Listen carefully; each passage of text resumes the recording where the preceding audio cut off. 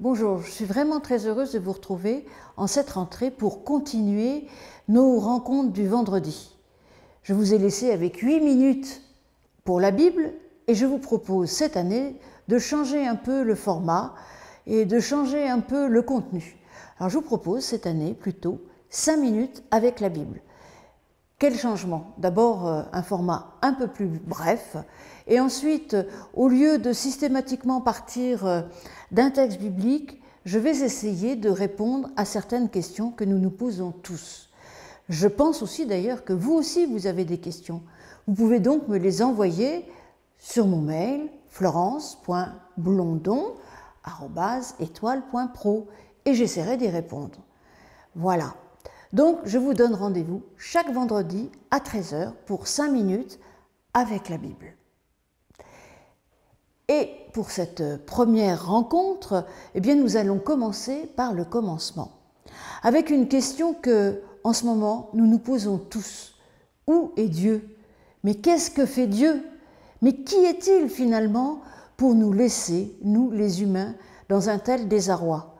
Parce qu'on a beau dire ou faire, même si en France, nous ne sommes pas encore tellement impactés par tout ce qui se passe, nous entendons bien que la tension monte. Et elle monte là, près de chez nous, avec les guerres différentes en Ukraine, en Arménie, au Yémen, tous ces conflits, en Afrique aussi, tous ces conflits nous impactent plus ou moins, mais ils sont là, bien là, et ils se rapprochent de plus en plus. Alors, que fait Dieu? Que fait Dieu pour ces populations qui sont abandonnées? Que fait Dieu pour ces femmes, ces hommes, ces enfants qui vivent dans des conditions déplorables? Que fait Dieu, en effet, dans notre monde? Qu'a-t-il fait? Pourquoi y a-t-il eu cette pandémie du Covid? Pourquoi nous laisse-t-il faire n'importe quoi, d'ailleurs, dans notre monde, afin que, eh bien, notre planète, bon, la planète en réalité ne craint pas grand-chose, mais l'humanité en effet risque d'être fortement impactée par tous ces changements climatiques, comme nous en parlons évidemment très souvent. Alors oui, cette question, où est Dieu et que fait-il? Et évidemment, qui est-il? Alors comme je le disais, nous commençons par le commencement, par le livre de la Genèse. Il y a bien des manières pour Dieu de nous parler, bien des manières d'être au monde, je pourrais dire, de se présenter aux humains. Et nous essaierons d'en voir plusieurs. Mais que nous dit la Bible? Eh bien, c'est ce que nous allons voir dès le début. Et donc, dans le livre de la Genèse, au chapitre 1, les 5 premiers versets, c'est-à-dire le premier jour. Au commencement, Dieu créa le ciel et la terre. La terre était informe et vide. Il y avait des ténèbres à la surface de l'abîme, mais l'Esprit de Dieu planait au-dessus des eaux. Dieu dit que la lumière soit, et la lumière fut. Dieu vit que la lumière était bonne, et Dieu sépara la lumière d'avec les ténèbres. Dieu appela la lumière jour, et il appela les ténèbres nuit.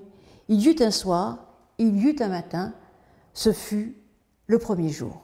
Alors comment Dieu se donne à voir?